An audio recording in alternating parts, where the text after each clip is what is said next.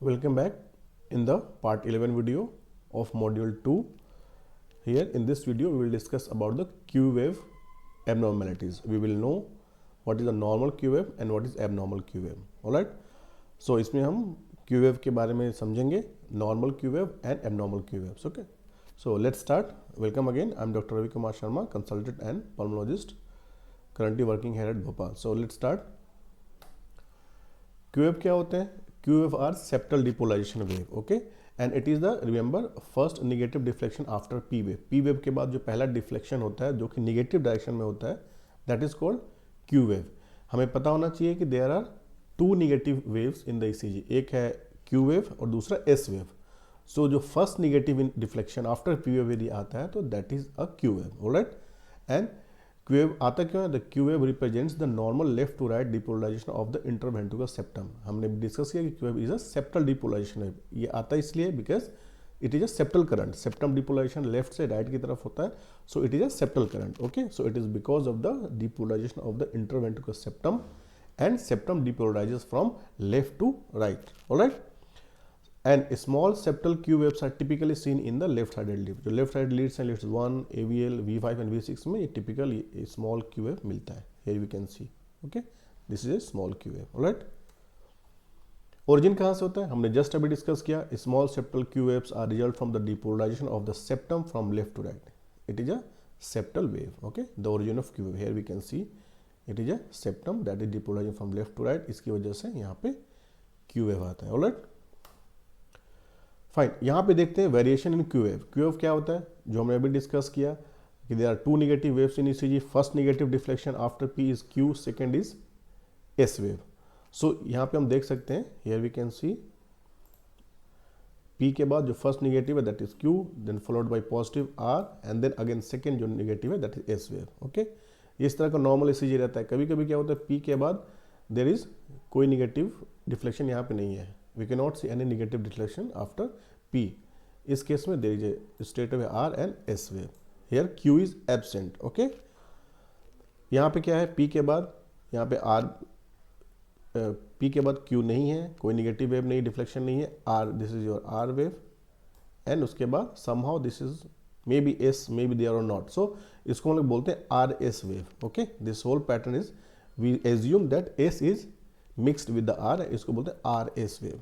Okay, sometime small Q R भी बोल सकते हैं, but here Q and S both are absent. Another क्या हो सकता है पी के बाद यहाँ पे negative deflection is Q, first is Q, then there is no positive deflection, कोई पॉजिटिव डिफ्लेक्शन नहीं है, और second negative deflection is S.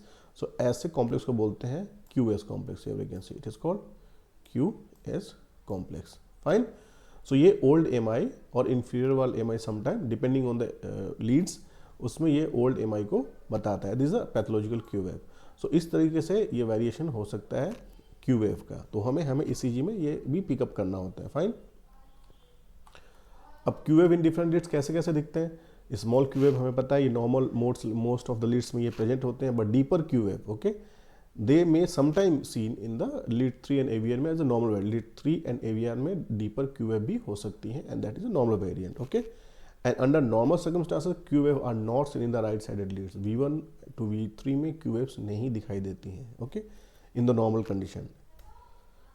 Now coming to the pathological Q wave. Pathological Q क्या होता है? Q wave are considered pathological if they are more than 40 millisecond or more than 1 mm wide and more than 2 millimeter deep, and if their amplitude is more than 1/4 or 25% of depth of the corresponding QRS, and if they are seen in the V1 to V3. तो ये ऐसा है, तो this is criteria for pathological Q wave. Easy to remember. Rule 1-2 means 1 small square wide and 2 small square deep. तो remember it is very easy. Rule of 1 and 2 for pathological Q wave. यदि 1 small square से wide है और 2 small square से deep है, तो it means that Q wave is a pathological. Alright. And pathological Q wave हमें पता है कि it suggest M I, may be acute या फिर ओल्ड एम आई हो. Alright. So here we can see, इसमें हम देख सकते there is a deep Q wave. This is your, here we can see this is your deep Q wave. Okay. Obviously it is almost ये more than 2 millimeter deep है.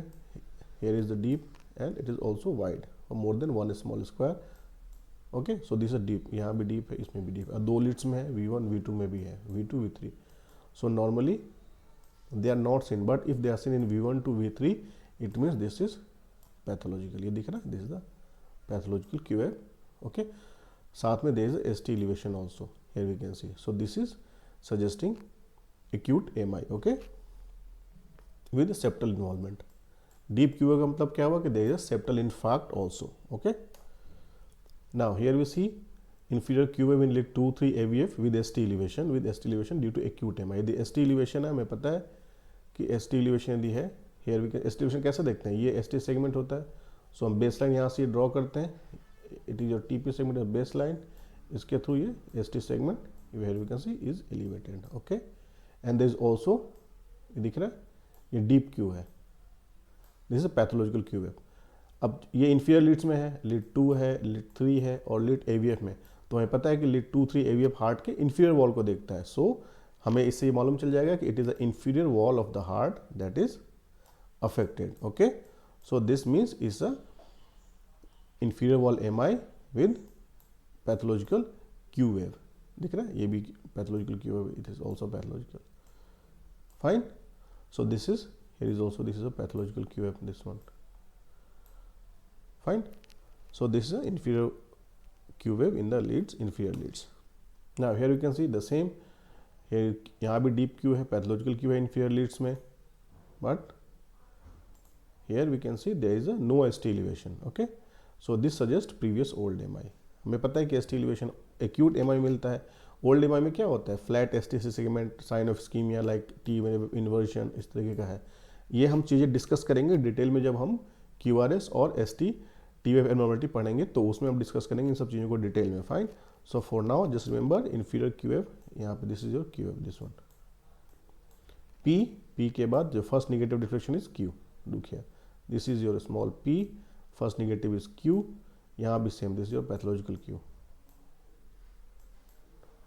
Okay, हमें पता होना चाहिए Q wave first negative deflection होता है, तो here is your P wave, उसके बाद जो पहला negative deflection is your Q wave. Okay, so this is all lead 2-3 AVF में Q wave is abnormal and it suggests old MI. Alright, so this is all about your pathological Q wave and normal Q wave. So stay tuned for the next video. In next video में हम discuss करेंगे abnormalities of QRS complex and QT interval.